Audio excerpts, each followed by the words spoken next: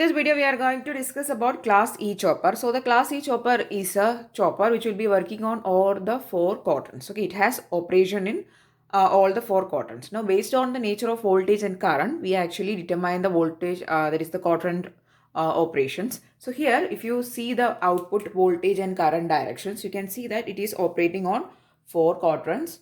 So if you take voltage in this axis, this is V out, this is minus V out, this is current I0, this is minus I0. Okay, so it will be actually producing the voltage and current, and the quadrant workings are, it is present in all four quadrants. So here, when it is working in this first quadrant, voltage is positive, output current is also positive. When it is operating, so this is the first quadrant. When it is operating in the second quadrant, voltage is positive, current is negative. When it is operating in this third quadrant, this is third quadrant, right? The voltage is negative and also the current is negative. In the fourth quadrant, when it is operating, it is having voltage is negative and the current is positive. Now let us see from the circuit diagram how it is actually operating in all these four quadrants, and how the voltage is coming as positive, current is coming as positive, and all these things. Okay, so before seeing the quadrant wise operation, you should know that this class E chopper is nothing but it is a connection of two class C choppers in parallel form. That is, when you connect two class C choppers in the parallel form, you will get a class E chopper. So two class C choppers will give you a class E chopper. Okay, so this is one thing you should be knowing. Okay, now let us see the quadrant wise operation of a class E chopper. So next we are going to see the various quadrant operations of the class E chopper. Okay, so before seeing the quadrant wise operation, now let us see the circuit diagram, which all elements are present in the circuit diagram and all those things. Okay, so there is a supply voltage, there is two switches. These are actually SCRs or thyristors. Okay, so there are two switches here and there are two switches here. So this is S1, S2, S3 and S4. Okay, so this S1 and switch S4 will be operating together. That is, whenever you are turning on S1, then you are turning on S4 also. And also this S2 and S3 is operating together. That is, S2 and S3 is turned off and turn off, turn on and turned off together. Okay, and also the diodes. See here, this is diode D2, this is D3, not D2 again. This is D3. Okay, so this diodes D2 and D3 are operated together, and D1 and D4 are operated together or turned on and turn off together. Okay, so this is how it is operating, and these elements, clearly the parallel elements are working together. Now you cannot turn on the S1 and S2 together. Why? There will be a closed path created here, and also you cannot turn off or turn on the S2 and the S3 and S4 together. So this diagonal switches will be turning on together and turning off together. Okay, so that is the most important thing you should be knowing. So when you know that thing, then it is actually easy to understand and remember the circuit and the working. Okay, so first we are going to see the switches S1 and S3. So here the first case we are going to take here is S1 and S4. Okay, so when we are turning on S1 and S4, we'll get a first quadrant operation. How it is going to get, let's see. So the quadrant 1 operation, quadrant first operation. Here, what all things we are doing, I'll write it. Okay, so the switches SW1 and SW4 are turned on. Okay, so we are going to turn on the two switches SW1 and SW4. Now when the two switches SW1 and SW4 are turned on, let's see what is happening. Okay, so here we are going to turn on the switches, means there is a closed path here and also a closed path here. Okay, now the current will start to flow. The current will be flowing from the normal case, the current will be flowing from the source to the load side, right? And the current here will take a path like this from this S1, then it will go in this way and then through S4 it is coming back like this and going to the negative polarity. So this is the path of the current. See, from the positive terminal through the SW1 switch, which is now creating a closed path because it is turned on. Then it is going to through this inductor. So this is actually the load side. There is an inductor and there is a battery or a cell. So this portion or this branch is the load side. Okay. Through this inductor, it will be flowing, and then there is again a closed path here in SW4. So it is coming through this path and it is going to the negative terminal. So this is the direction of current. Okay, here you can see that the inductor will be getting the current from the source. So the inductor will get charged. Okay. So the another important thing is inductor is charged and the polarity on the inductor will be plus minus. This will be the polarity on the inductor. Okay. Plus minus is the polarity of the inductor. And you can see that the current, if you see, I have marked the direction of current I0 here. In this direction, if the current is flowing in this direction, we are taking that current as positive. And also, V out, the voltage output is positive when it is coming like positive in this terminal or in this point, negative in this point. So this voltage we are taking as a positive output voltage. If it is coming in the reverse way, then that voltage is actually negative. So here you can see clearly, see this is the direction of current. So it is same as direction of I0, which I have marked as a reference positive current. So the current I0 is positive for this case, and also you can see that the voltage coming is, see the positive voltage is coming here and the negative, this portion is connected to this point. So voltage or the V out is also positive. V out is positive. So the two things happening here is, one is inductor is getting charged from the source or the supply, and the current is taking this path which is in red color. This is the polarity on the inductor, positive, negative, and the current is clearly positive and the voltage is also positive. Okay, so the voltage which is connected here is, this point is connected to the positive terminal, negative is connected to this terminal. So the voltage is also positive and the current is also positive. So these all things are happening here when the switches SW1 and SW4. See here the diagonal switches we are taking, SW1 and SW4. Okay. So these switches are turned on. So this is clearly a first quadrant operation.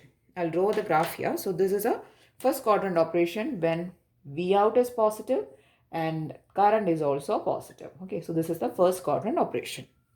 So this is quadrant 1. I have only marked the important points here. The switches SW1 and SW4 is turned on, inductor is getting charged, voltage is positive and current is positive, and you will get a first quadrant operation. Now, next we are going to turn off the switches SW1 and SW4. So when the switches SW1 turned off means it is a open circuit. Here also you are creating an open circuit. Now, how will be the current flow and everything? Let's see. So we have seen the first quadrant operation, and for the first quadrant operation, the switches SW1 and SW4 are turned on, right? Next, we have turned off the switches SW1 and SW4, and next we are going to see the case when the diodes D2 and D3 is getting turned on. Okay, so this is the quadrant 4 operation. Quadrant 4 operation. Okay, so here for the first quadrant operation, what was happening? The inductor was getting charged, right? So now the inductor is charged, and when the switches SW1 and SW4 is turned off, what will happen? The inductor is fully charged and it will start to discharge, and the inductor polarity will also change. So this is the previous polarity when the inductor was getting charged. Now when it will start to discharge, the polarity will be the opposite. This will be negative, this is positive, and what will happen? The current will start to flow from the inductor, or the inductor will start to discharge, right? And which path will be the current taking? The current will flow in this path. I'll draw the path. Okay, from the positive terminal. So the inductor polarity has changed. Earlier here was positive, here it was negative. Now it is the reverse. Here it is negative, here it is positive. And the current will start flowing from the positive terminal of the inductor, and which all diodes are forward biased? D2 and D3 is forward biased. So here it will be taking this path, and here again it is coming like this, and through the diode D2 it is coming to the negative path. Okay, so this is the direction of current flow for quadrant 4 operation. Okay, so what all things are happening here? SW1 switch and SW4 is turned off, and inductor will discharge and its polarity is changed. Okay, so when it is starting to discharge, that is when the inductor is starting to discharge, the polarity will change also. Okay, and due to the discharge of the inductor, that is when the inductor will start to discharge, it will actually cause the diodes D2 and D3 to be forward biased. Okay, so the D2 and D3 will be turned on, or it is in the forward bias condition, and this is the direction of current flow. Here also clearly you can see this is the arrow of the current flowing, and it is same as the I0 direction, which we have marked as reference positive. So the current I0 is positive, right? But let us see what is the case for the voltage. Here now the positive terminal is connected with this point. See, positive terminal is connected with this point and negative terminal is connected. See here, it is connected with this point. So the polarity of the voltage will be the reverse. Here it will be positive, here it will be negative. So this is the polarity of the voltage coming. So what will happen is the voltage V out is negative. So these all things are happening. V out is negative, I out is positive again. And the inductor will discharge and D2, D3 is turned on, and this is the path of the current. Okay, it will start from the positive, likewise it will go like this. And when you see the quadrant operation, I0 is positive and V out is negative. So it will come in the fourth quadrant. Okay, so here I0 is positive, this is minus V0. It is having a fourth quadrant operation. Okay, so this is how the fourth quadrant operation is happening. Next case, let us see the third quadrant operation. Okay, next let us see the third quadrant operation. So for having the third quadrant operation, we are going to turn on the switches SW2 and SW3. So these two switches are turned on. Okay, so these two switches SW2 and SW3 is turned on, and what is going to happen with the current flow? Let's see. Okay, so here the current will flow in this path. I will draw the path. Okay, so through SW3, then it is coming like this, and SW2, and it is going like this. Okay, so this is the path of the current, and the inductor will be getting charged, and polarity will be positive and negative. See here, so this is the polarity of the inductor, and this is the direction of current flow. See here, clearly you can see that the I0 is the reverse direction or the opposite direction of our reference I0. Now what is the case with voltage? Voltage is also, see, positive is connected with this point, positive is connected with this point, negative is connected with this point. So in this case, voltage is negative, current is also negative. So what all things are happening? The inductor is charged, inductor is getting charged, then I0 is negative, then V0 is also negative. So this is clearly having a third quadrant operation. See here, negative, both are negative. Our voltage is also negative, current is also negative. So it is having a third quadrant operation. Okay, and this is the path of your current flow, starting from the positive terminal of the supply through the switch S3, which is now on. So it will be closed path, right? So this is the closed path through S3, then through the inductor, which is getting charged, then S2, like this. Okay, so this is the direction of the current flow for the quadrant 3 operation. Next, let us see the quadrant 2 operation. That will be the last quadrant, right? So for the quadrant 2 operation, we are going to turn off SW2 and SW3 is turned off. And now the switches D1 and D4 will turn on. D1 and D4 will be turned on. And what will happen? The inductor will now start to discharge. Okay. So the inductor will start to discharge, and the first thing happening is it will change the polarity. So here now it is open path. Okay. Here also now it is open path. And the inductor polarity is getting changed. So this will be negative, this will be positive. And the inductor will discharge and the current will start flowing from the positive terminal of the inductor. Next, we are going to see the current path for the quadrant 2 operation. Okay, I've actually marked the other current directions because it will make the figure very crowded. Okay, so that's why I have removed the other current directions which we have already drawn in the figure previously. Okay, next we are going to see the current flow for the quadrant 2 operation. So one thing I want to mark in the figure, which was previously there also, which is the polarity of the inductor. It was positive here and negative here. Now, in the quadrant 2 operation, what will happen? The SW2 and SW3 is turned off and the diodes D1 and D4, this D1 and D4 will be turned on. That is, it will be in the forward bias condition. And the polarity of the inductor now will reverse and it will start to discharge. So the polarity will be like this, positive here, negative here. Okay. Now the inductor will start discharging and the current flow will start from the positive terminal. So like this, it will go and current will flow in this path through the negative. Okay. So this is the path of current flow for the quadrant 2 operation. Okay. Clearly you can see that current is flowing in the opposite direction of our reference current. See, this direction we are taking as positive. Current is in this direction. So current I0 is negative. Now let us see what is the case with the voltage. Voltage here, the positive terminal is actually connected with here itself. See, this is the path, diode D1 and positive is connected with this end.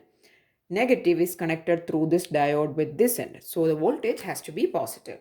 So V out is positive and the current is negative. So V out is positive, current I out is negative. So this will constitute the second quadrant operation. Current is negative and voltage is positive. Okay. So in this case, the inductor will discharge. So inductor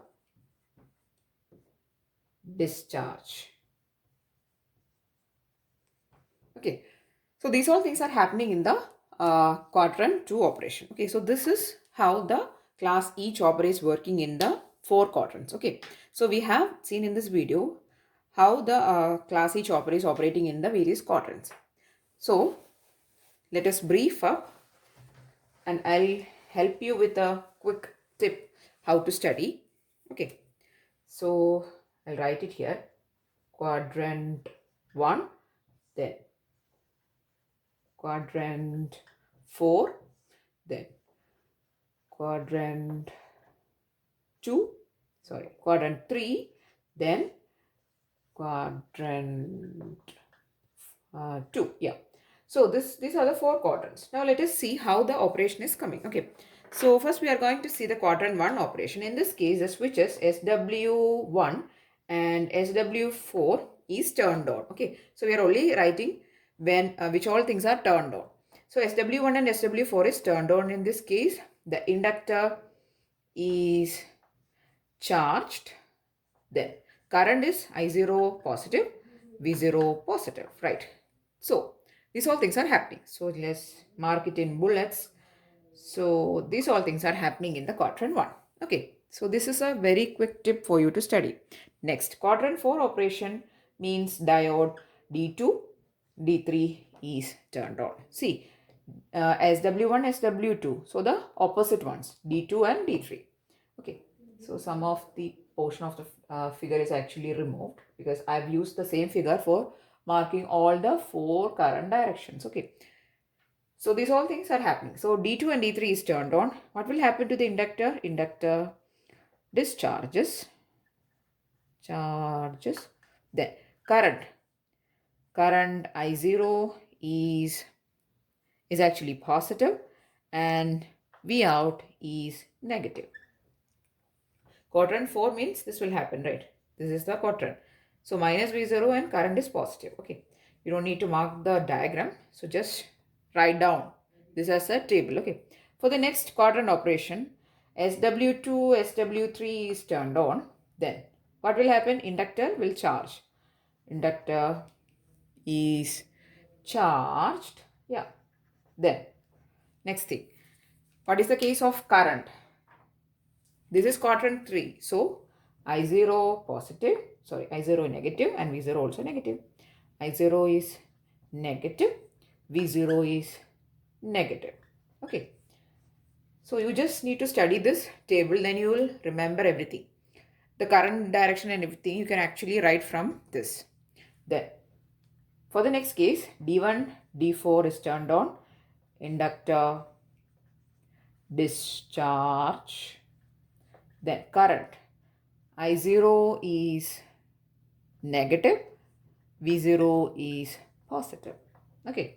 So for the second quadrant operation, current will be negative, voltage will be positive. So this is the table that you should be studying as by heart, or at least you should be knowing what all things are written in this table. Okay. So this is a very quick revision table of your class E chopper. Okay.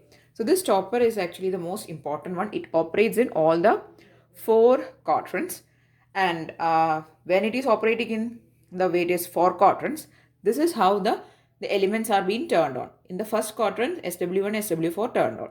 For quadrant 4, D2, D3 turned on. Quadrant 3, SW2, SW3 turned on. Here, D1, D4 turned on. Okay, so this is how the class E chopper is working. So in this video, we have seen how class E chopper is working. So this was a very quick video on class E chopper, especially for those who are going to write the power electronics examination. So I'm really hoping that you found the video useful. Please do write down this table somewhere when you're studying class E chopper. It will be very useful if to actually remember the points. Okay. So that's it. If you found the video useful, please do give it a thumbs up. Also share it with your friends. And if you want more videos, please do subscribe to the channel. Thanks for watching and keep on watching.